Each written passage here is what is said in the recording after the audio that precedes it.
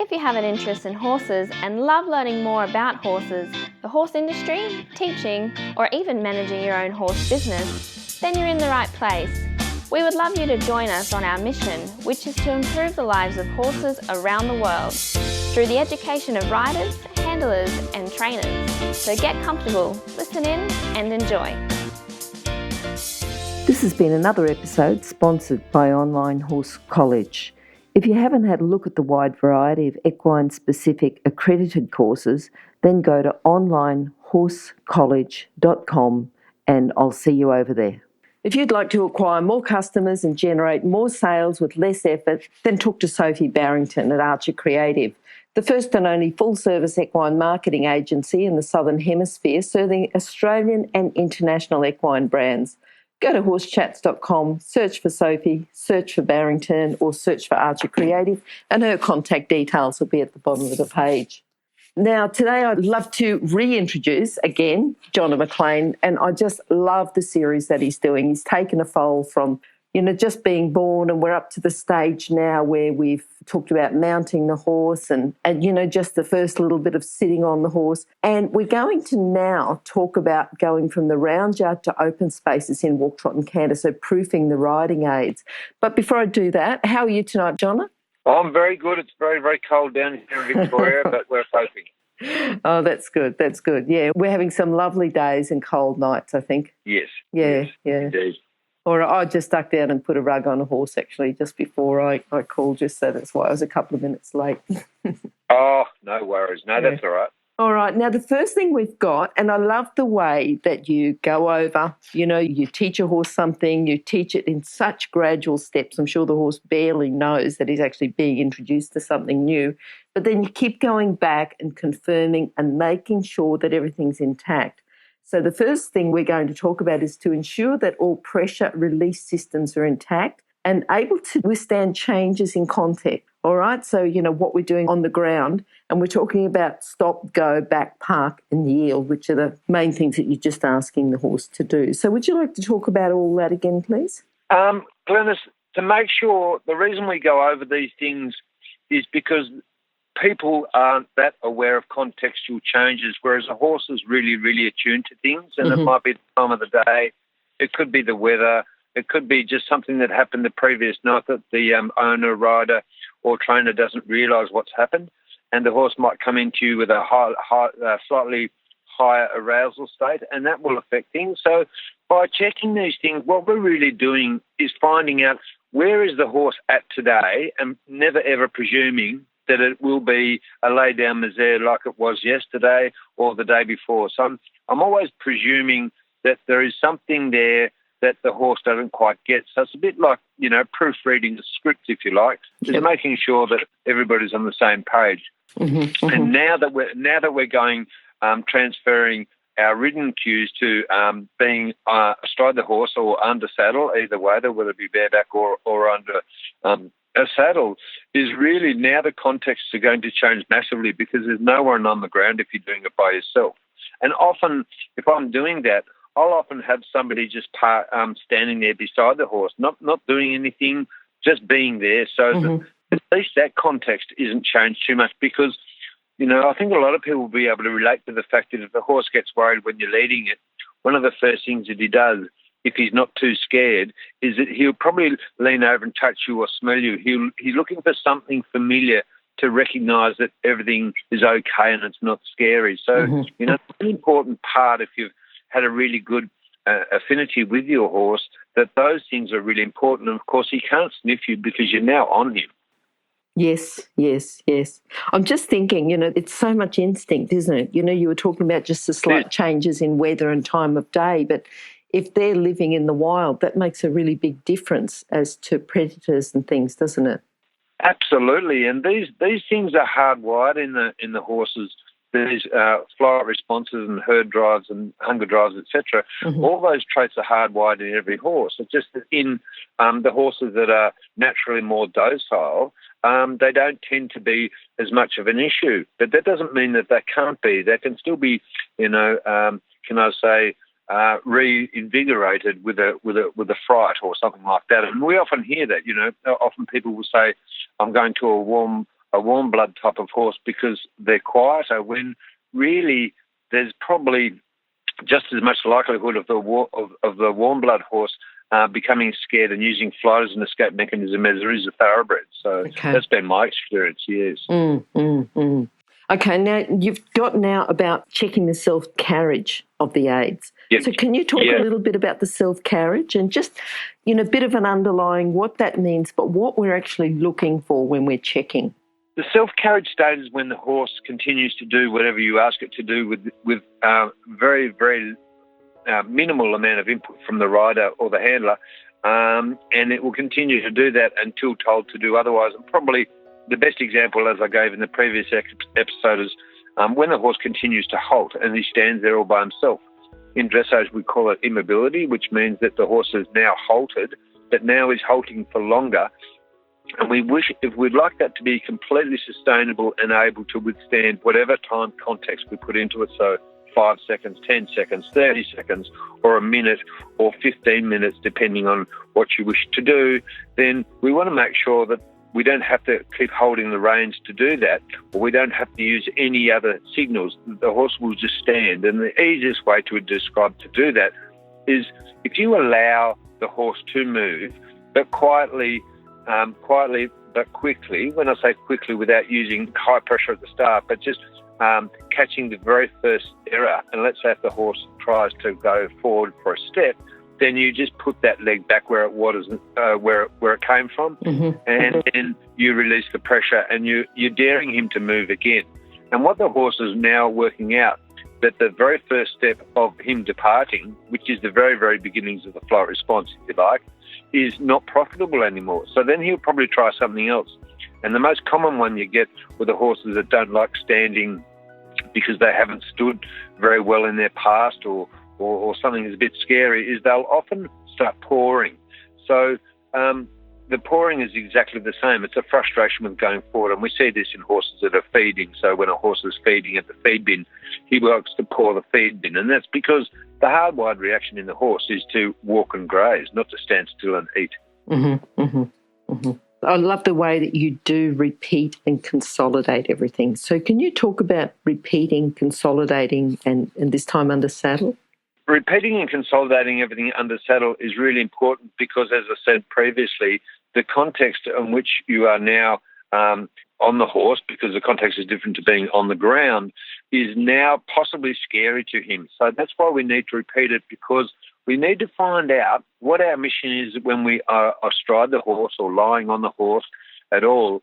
Do those buttons now require any extra weight to have an effect more over and above what they did on the ground? If the answer is yes, then you shouldn't go any further. You need to get them back to exactly as they were on the ground. And what we're chasing here is, and you'll see in the other dot points below, we're pursuing obedience. And obedience is simply that at the time of the pressure, the horse does what you ask it to do.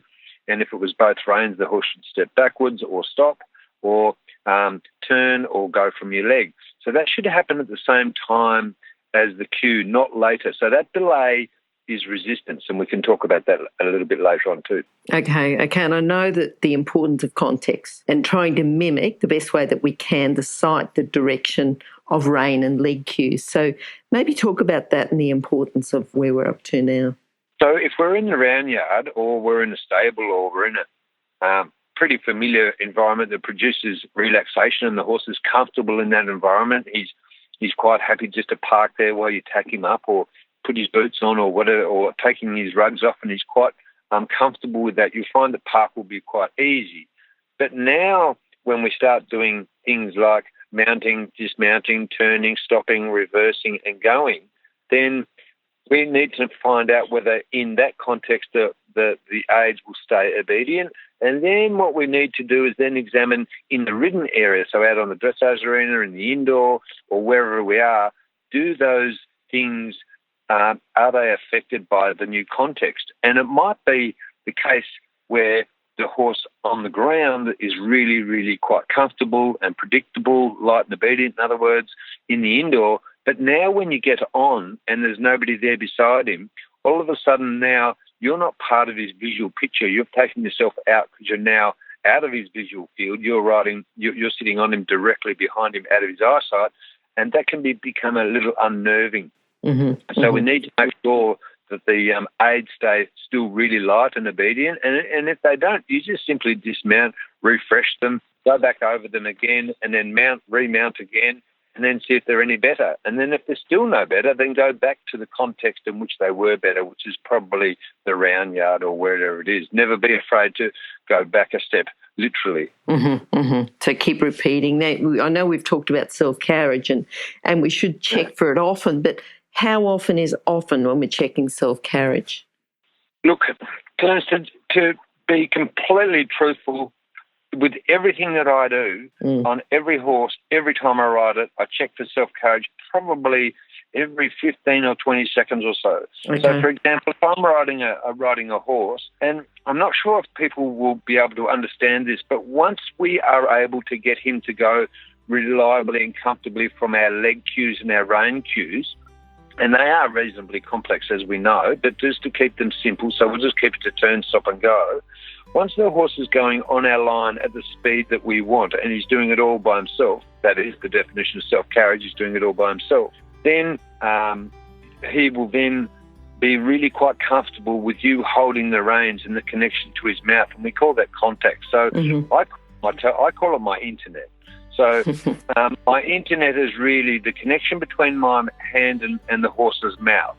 And if that connection is really nice and light and even, and I can feel the horse's mouth ever so slightly beyond the weight of the rein, I'm not on a loose rein, I'm not on a floppy rein, I'm on a connection. And we've always done this, is that we always ride horses on a connection.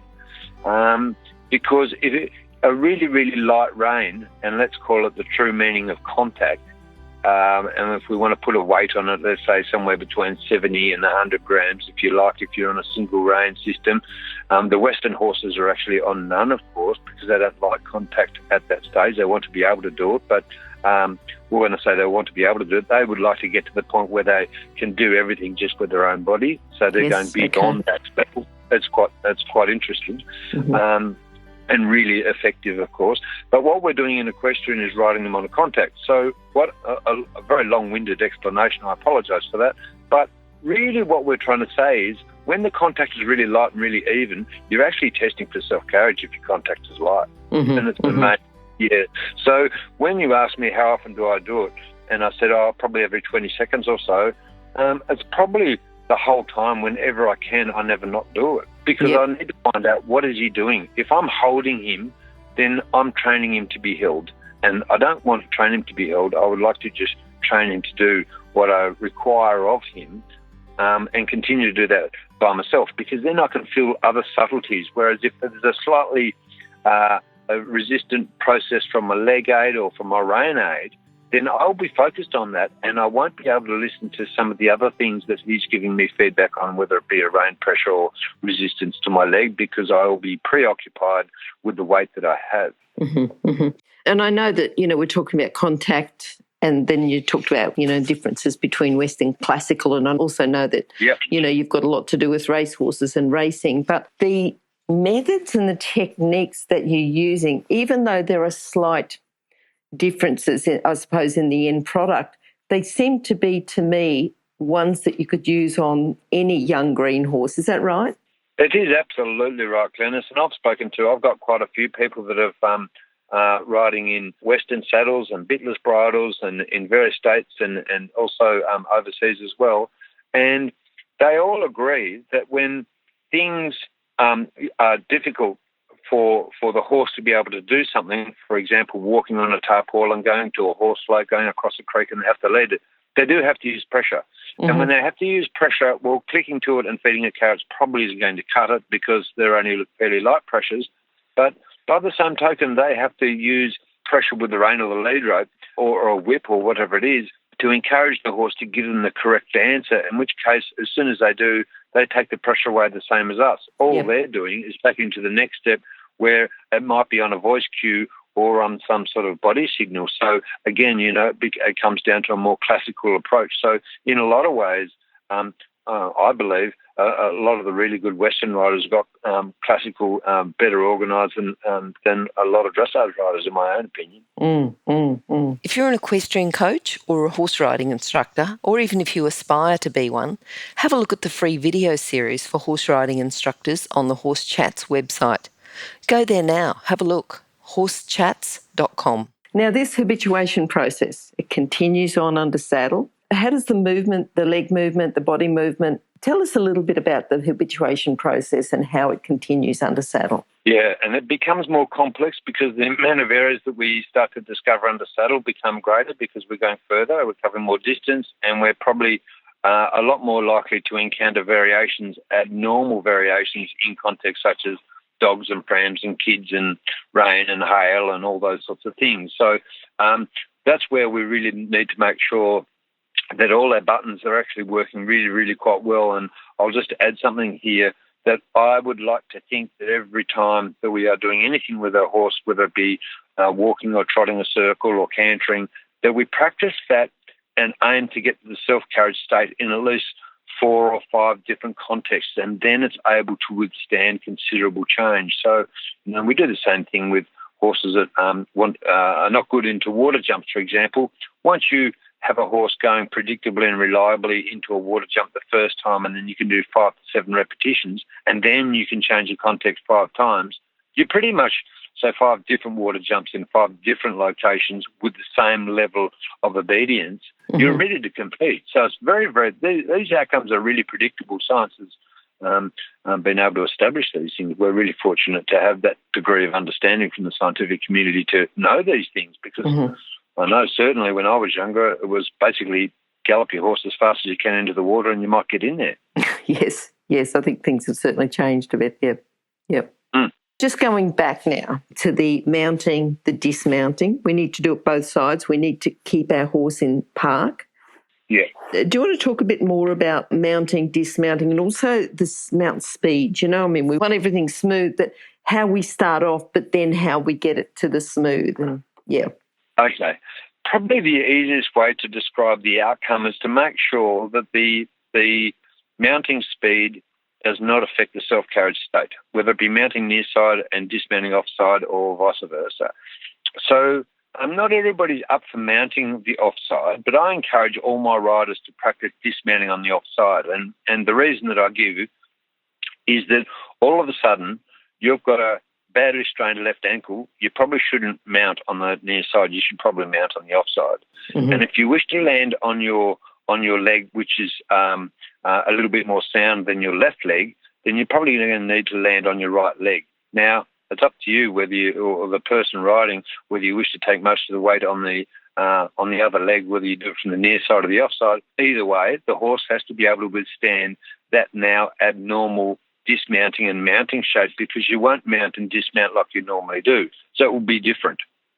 So a really good way to do that is practice mounting slowly, practice mounting like you're a complete beginner and crawling up your horse and falling off the other side.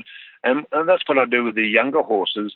The very first time that they are dismounted on the offside is probably after I've been on them for less than 10 minutes. So I practice mounting and dismounting off the near side, so they're completely habituated to that.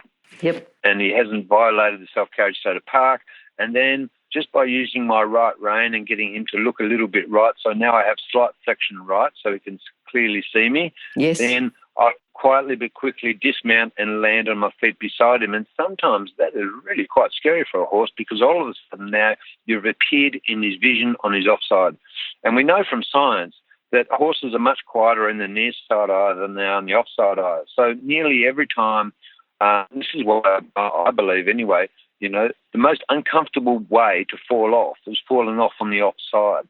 Mm-hmm. And most people are really uncomfortable with falling off the offside, and they'll do whatever it takes. In fact, they'll almost lift themselves off the horse in preference from going off the near side and the offside. And that's probably because they don't practice dismounting off the side. So for the horses, it's a change of context, but it is also a massive change of context for the person as well. Yeah. So we need to make sure that all those things are intact. And I think that was interesting because I always thought that the mounting on the near side was to do with the swords and, people being right-handed and having the sword to the left. Yes, that's right. Exactly. Yeah. But it's also probably not, a bit of a remarkable coincidence because scientific studies have shown that horses are naturally a little bit quieter out of the left eye than they are out of the right. So, it's a pretty nice coincidence because being able to do both, of course. Exactly. Yep. No, I think that's certainly interesting and the things that science comes up with, and they know because it's been proven and they've tested and it's not just an old wives' tale because someone worked it out once. Exactly, but that doesn't mean you can't get your horse's right eye considerably closer to his reaction of his left eye. And we'll probably, a lot of us will be able to relate to this, is that, for example, and I know this on younger horses, it's much harder to get the self-carriage state of flexion, which is really only his eyes going where his legs are, on a circle to the right than it is to the left. Yep. Horses much more able and much more athletic to buck you off the first time if you go on the left rein, but they're not as able because they're naturally a bit more stiff to the right. That's the majority. There are a lot of horses that aren't like that. Sure. But the majority of horses are, and with training, they become really quite symmetrical. You can't notice any difference with a well-schooled and a well-balanced horse. I suppose that's where the training and the confidence and the trust comes in. Yeah. Yeah, that's right. And then also, just go on from that a little bit, you'll often find people have a lot of trouble, and I get this with the younger horses a lot. I can't get my horse onto the right canter lead. So what can happen is that the horses develop a habit of going onto the wrong leg, and if that's allowed to be sustainable, then he thinks that that's the right answer, and so then it becomes a problem.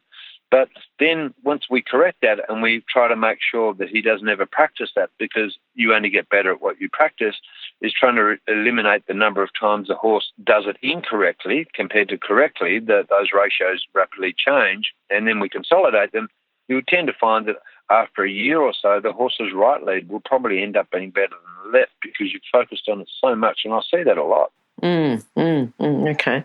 Now, this point here, and I know that Tom Roberts taught something similar, that pressure motivates the reaction and the release of pressure trains it. And I think that's a big point, because people, when they first start to ride, they think that, well, you've got to kick a horse to go and you've got to keep kicking to keep it going and don't really understand the whole training part of it. So, can you talk a little bit about that? Yeah, because you do it so much better than I do. I could talk so much. I could talk for a whole hour on this concept. It's ridiculous. And look, Tom Roberts, as you probably know, and for the interviews you may have done with Andrew, that Tom Roberts' books were the very first horse books that I ever read, and my mum and Andrew introduced me and encouraged me to read these books because I was at Pony Club, and they were very readable books. It wasn't hard, and one of the classic things that I'll never forget that I can remember very early on, a statement that he made was profit me not, and that was really all about the pressure release system. And that was really the brainchild behind that whole thing. Was really the beginning of Andrew's endeavours into equitation science discoveries and stuff. So it was just amazing and was very, very relatable. So I think that the habituation to the leg aid is probably the most common one that I see, and it is the most dangerous one. And I didn't put that in the 10 points, but not having a go button. You give me a horse that I can't steer and I can't stop, there's no problem. But you give me a horse that doesn't go, it nearly always results in rearing, bucking, spinning. And they're traits that riders don't handle very well. So we want to avoid that. And they're nearly always caused by not a good go button. And then as a result of not having a good go button, all the other buttons fall off the wagon pretty quickly as well. It becomes an avalanche of resistance after that. Yeah.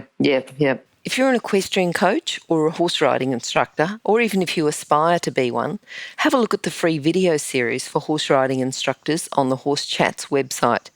Go there now, have a look, horsechats.com. Now, just bringing us to a horse's line, maintaining a horse's line, and sort of just noting what parts of the yard the horse's line is hard to maintain. Yes. Talk about direct, indirect reins, and when we use direct reins, when we use indirect reins to correct this. Okay, so We'll start with the definition of line. Line is the definition of line, and I ask all my students this, and I keep repeating it to them until they know exactly what I mean.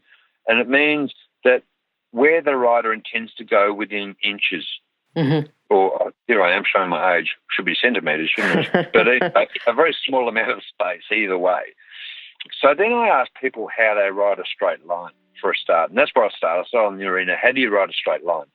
And they say, I have to be balanced, and I have to be symmetrical, and I have to have my eyes up, and I have to be looking ahead. And that's generally, the right thing to do. I take it to another level, though. And when I say another level, is it's not possible to ride a horse straight unless you have 2 points of reference, something close and something far, a bit like a gun sight. A gun sight can shoot a bullet very straight because it has 2 points of reference. So if you ride up the arena, and whether it be the judge's car there or you're just practicing, it doesn't matter. And this is for when you don't have a mirror. This is how to perfect the art of riding straight. So every entry you do is no less than 8.5, because you might as well get 8.5. It's your first introduction to the judge, so they're easy marks to get. The 2 points of reference are that something's sticking straight up, and while we use the judge's car, you might have an aerial in the middle of a car or something in the middle you can line up, and then 20, 30 yards behind it there'll be a tree or a post or a mark on a hill or something that you'll be able to line those two things up. So then what you'll do is ride straight towards those 2 points, keeping them lined up, and then ever so slightly up, and I'm presuming at this point, once we're trotting up the centre line, the horse's understanding of the leg is good enough that you can ask him to trot and he'll continue trotting, so you don't need to keep using your leg, because a horse that doesn't maintain its line, the very first thing we look at is whether it goes forward, because that's the biggest problem with not going straight, is first of all not going forward. And the second one is that he has natural drift or inclination to fall left or fall right. And when I start talking about falling left or falling right, a young horse, always falls left and falls right with their shoulders first. A bit like a car, need a wheel arm at the front. Yep. So if the horse is falling left, then if you turned him right, that doesn't necessarily mean that'll correct the shoulder. It probably will if it's effective. And you can start by doing that and just say, do one step to the right and then dare him to drift left again. And then every time he does, just apply the right rein by applying or opening your right rein and keeping your outside or your left rein closed, which will encourage the shoulder to step right. The moment that he does, you release the pressure and then you say, now go straight. And if he drifts again, repeat the process. It'll only take you 5 or 10 minutes and all of a sudden the horse will now go straight. So that's a direct rein or a direct turn. And when we talk about the specialities of creating a really effective direct turn, the rein aid has to be applied just prior to when the horse's foot is about to leave the ground. It needs to be applied what we call the stance phase, and then once it's left the ground and it's now in the flight phase, you should have almost released it, because now you've already determined its trajectory. That's if it's been trained. If not, that's how we would train that. If you then say, okay, well, what I would like to be able to do is that I would like to be able to use my horse's shoulders left and right. So now I'm talking about something a bit more technical in terms of yield, laterally, left and right. That, like my horse's hindquarters, I use my right leg to make his hindquarters go left, so travers left and then travers right from our leg aid. But likewise, we train exactly the same button with our rein aid, and that is when I close the left rein, just touch him on the neck, not cross it over his neck or anything like that, but just touch him on the neck and train it to the point where I touch him on the neck, and the left front leg, if used in good time, and I practice and train this at walk, everything's done at walk, that when I touch him on the nape of the neck with the left rein, he should move his left leg one step to the right. And if he doesn't, then I open the right rein and I make him take one step right. So I ask with the left and I tell with the right. Yep. And it really only takes 5 or 10 minutes and you've got the button done. Most good horses, though, and I had a lot of people that are quite resistant to these cues, especially the indirect rein, because they don't think you should do it for whatever reason. I couldn't live without it myself. But anyway, the point is that if the left shoulder is going to the left, and you use your left leg, on a young horse you'll either get faster or you'll get travers right. Well, how is he going to know the difference? So we want to make sure that we have a button in a completely separate location that is individual only to that. So and that's the key about training responses, is that every cue that you do ought to be so predictable and very, very escapable by the horse. Predictable means he knows what it means. Escapable means you release the pressure once he's done it. Okay, Those two are the most important features. So that's the difference between an indirect turn. So we call an indirect turn right, but it's actually off your left rein, and an indirect turn left is off your right rein. Mm-hmm. And in slippery, dangerous conditions, that's the only button I use. I don't use turn rein. When it's really slippery, I'm galloping around a corner, flat out, doing cross-country or whatever I'm doing, I nearly always change my horse's shoulders using indirect rein pressure rather than changing the traction potential by turning. Yep. Cross-country riders will be able to relate to this. Yep. I'm actually standing here, so I use the stand-up desk, when I do chats. Yeah. But it's really good because I can stand up here, close my eyes, pretend I'm galloping, right? That's what I do. Yep, okay. Yep. I need 5 to 7 good repetitions myself to get it right, so I've got to re-listen and do it again. Well, that's right. The older you get, the more you need. Yeah.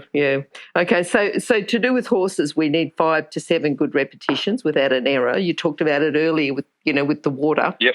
Stopping immediately, direct turns, left, right, indirect turns. Just talk a little bit about that, and the go response. Just talk a little bit about that. Okay, so just to underline everything that I'm doing with these cues, everything, and I haven't mentioned that in the 10 points, and I probably should have. We always ask with a very light cue first. So one of the things that I probably should have put in the 10 points was that if we ask with the cue that we want him to be trained to, so the very first signal you give him will potentially be the cue that you get as a result of it. So if you use a heavy pressure, that's all you'll get.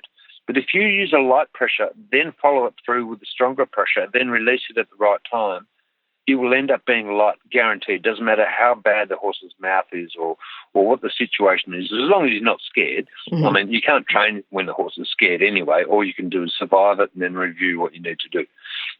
However, from a go point of view, so we'll ask quietly with our calf, and then we'll follow it through maybe with a niggling of our heel, and then we might increase the pressure with our leg, and then we might start some whip taps if he's really quite resistant. And then we have this gradient process of pressure that causes the horse to motivate it, or you to motivate it through pressure, making sure we're not using any opposing pressure, to take a step forward or to go faster, whatever the request is, and then release it. Then if we keep repeating that and making sure that the time frame between the light signal and the stronger motivating pressure is not too long, and I say that there should be really the smallest amount of time that you can do between the light aid and the stronger aid, because time, he needs to be able to connect this. And if he's given too much time between the light aid and the stronger aid, he won't connect it. So we need to make sure that he understands what it is, and then we just keep repeating it. So we go light aid, stronger, stronger, stronger, good boy. Light aid, stronger, stronger, good boy. So we keep doing that, and the good boy is the release of pressure. So whether it be turn, stop, or go, or yield. And so that's why I practice everything at walk, because it's like training in slow motion. You know where all the legs are, and if you don't know where all the legs are, then try to study other people riding their horses at walk and understand the walk is fairly complex. It's a bit like Canter, but it always tends to be the button that we lose once the horse starts to become a little bit confused with what's going on in the world.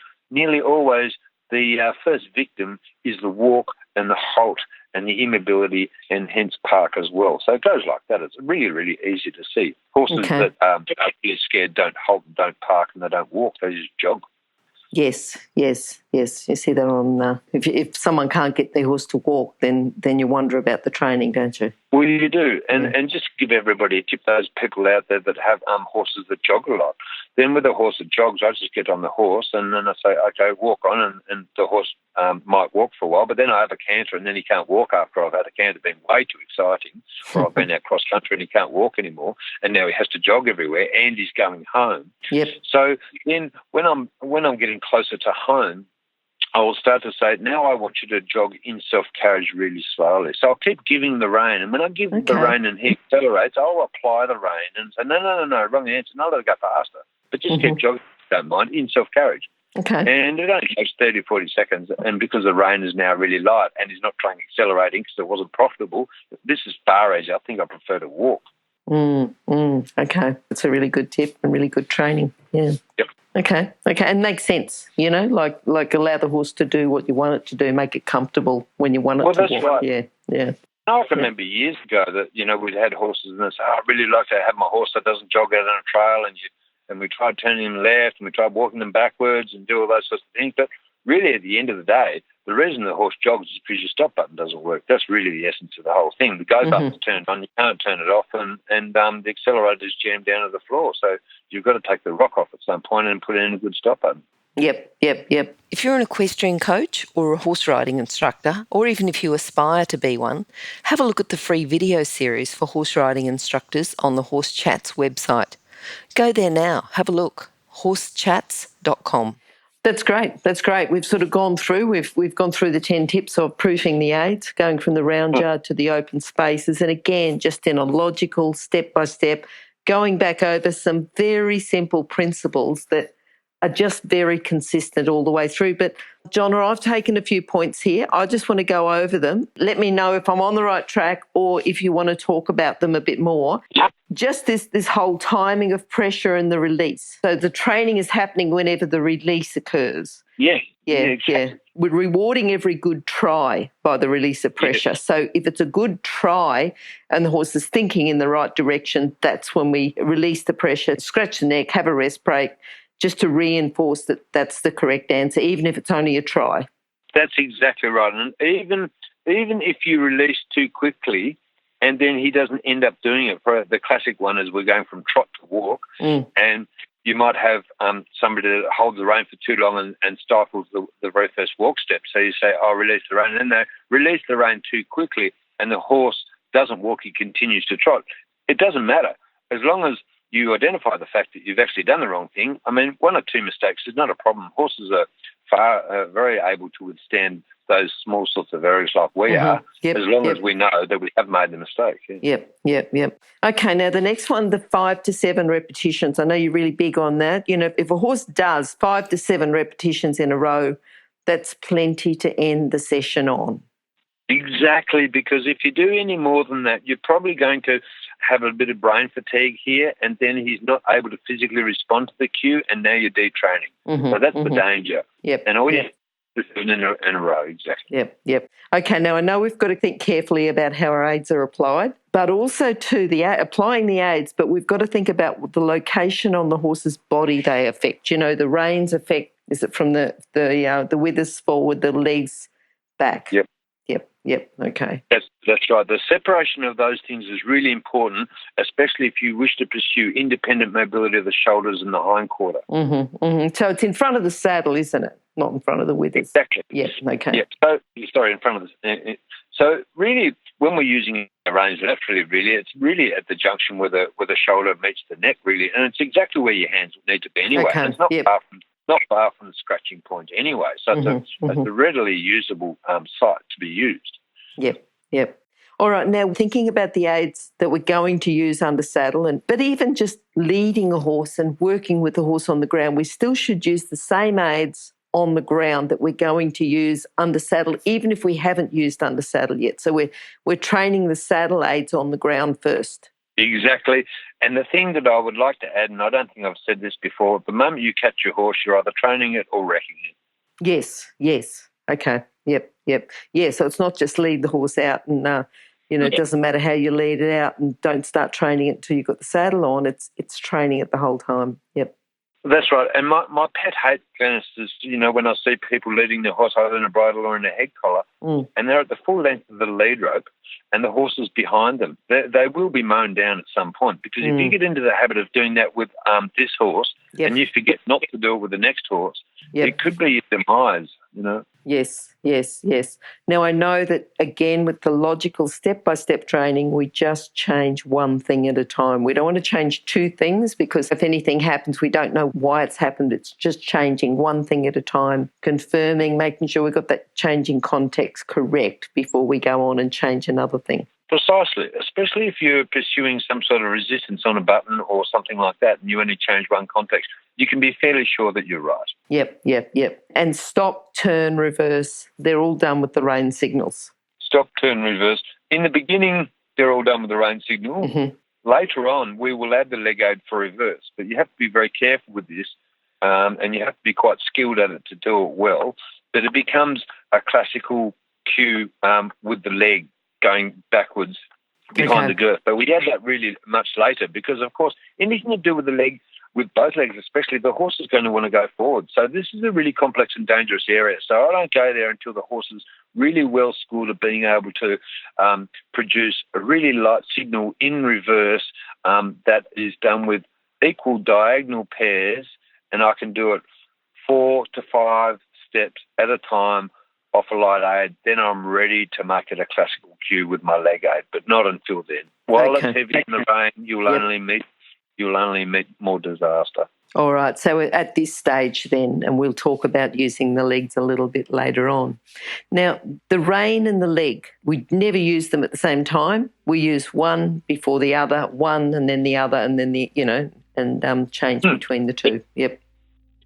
And that is probably the biggest, hardest pill for most people to swallow because traditionally we're all taught that we use the rein to get the horse's head down because then he's in a frame and he's on the bit. Yes. The horse can be on the bit whether his head is high or low or, and it's not relevant to his posture being on the bit. On the bit actually means, if people read the Tom Roberts books, on the bit basically means, or getting a horse to understand the bit and the signals from the bit is actually all about the signals that you send. It's got nothing to do with the posture. You can have a stock horse that is beautifully on the bit on a lovely connection because that's where contact comes from, is from being correctly trained to being on the bit. Then if you would like to change his outline, his profile, then we can do other things later, but the two are separated. So that's where we need to make sure that we don't use leg and rein just to be able to get him to do things, because the moment you use rein and you use leg, you're going to shut down the motor. And so the motor,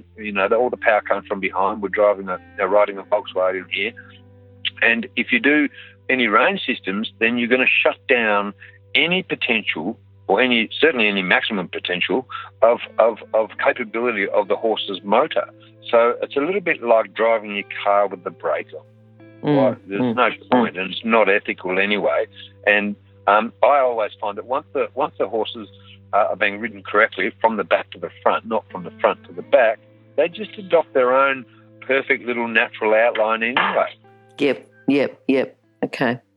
Now, this is something that I think we talked about the first time we had a chat, and I know it's come up a few times since then, is horses commonly use the forward steps to escape, but we can't even allow this to go on because, even just taking that one step, if you allow it to go on, then it's 2, then it's 3, then every time you apply something they don't like, they run away, and then it ends up being something far more determined. It's exactly right. So I call that leaving the door open.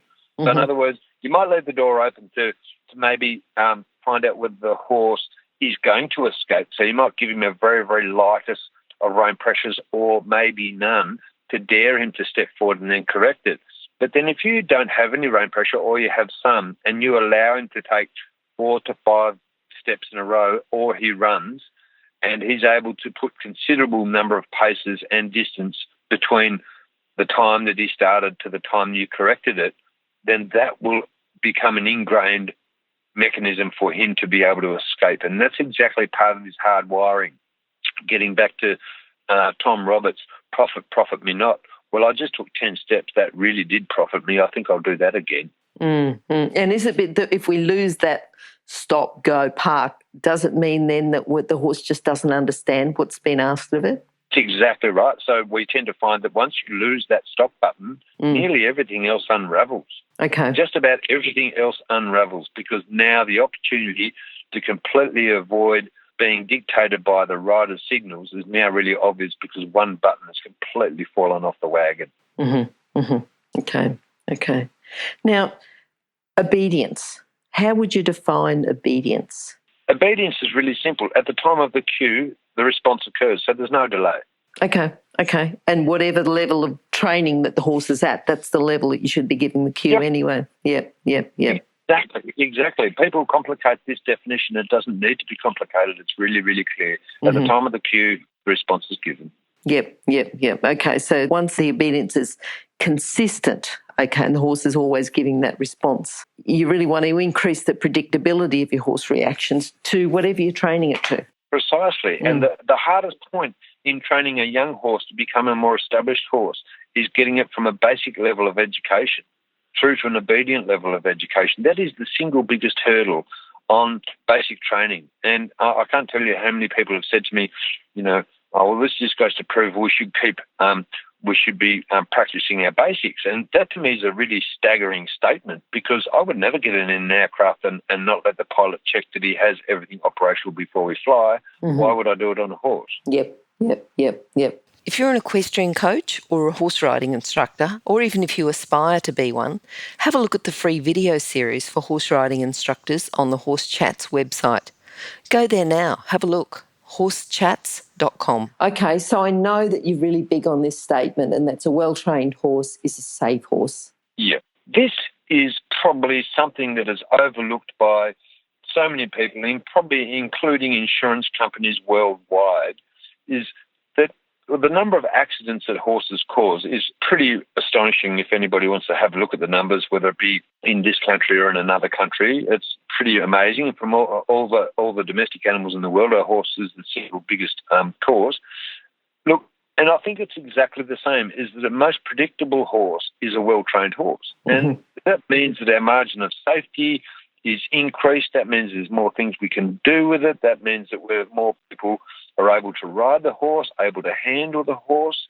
It's just, there's no end to the benefits of this. So I'm not sure why it's not a basic criteria in coaching people understanding how to get from a basic level of training to an obedient level. This is not a difficult thing to do. Yes, I think it's something that, sometimes it's something that you know, right? So as a horseman, you know that. But sometimes science has got to come along and say that, prove it, and just say, right, this is the best thing to do here. That's the other thing that I haven't mentioned as well, is that out of all the things that I've noticed from all the really good trainers that I've seen, I see a lot of good trainers, young trainers, older trainers, really old trainers. The one thing that they all have in common, they have this impeccable amount of timing. And they probably haven't thought about it, but they are just super good at their timing. And I just think, wow, I hope I'm like that when I'm their age, or I wish I was like that when I was as young as that. But they are just, I don't know, they just seem to be naturally good at being able to detect the instant the horse does the right thing. Yes, and very, very subtle. Very subtle. Something that you miss, and all of a sudden they've gone, oh, yeah, okay, yeah. So I think the next episode is basic dressage training of the young horse. And dressage, I have to be careful. I mean, really, dressage is all about controllability of the horse, and that's where I'll be going for the next one. Okay, so basic training of the young horse, or In dressage. Now, before that, Jonna, your contact details. Those details, of course, are on horsechats.com. Just search for Jonna, search for McLean, or you'll find those details on the bottom of each page. But for people to contact you direct now, what's the best way? Look, my email is always is the best way. It's probably something that I can get everywhere I go pretty much. And it's JonnaMcLean@gmail.com. It's all lowercase, and it's spelled JONNAMCLEAN @gmail.com. Okay. And people just throw me a line, and I'm always checking my email, so it's easy. Good. Because I know you've just been in New Zealand. You're about to go to Western Australia. You're sort of certainly moving around a lot. So you check your Gmail. It's pretty easy in most countries, most places. Exactly. Yeah. That's right. Yeah. All right, Jonna, lovely to talk to you again, and looking forward to talking about the basic training of a young horse next time. I look forward to it too, Burns. Thank you very much. Thank you. Bye-bye. Now, if you're still there, you probably know that I'm absolutely passionate about education within the horse industry. That's why I host this podcast. My other venture is Online Horse College. Have a look now at onlinehorsecollege.com, and I'll see you over there. Remember that our comments and instructions are general in nature and do not take into consideration your individual horses, or your individual ability and circumstances. If you enjoyed this podcast, then please leave your comment below.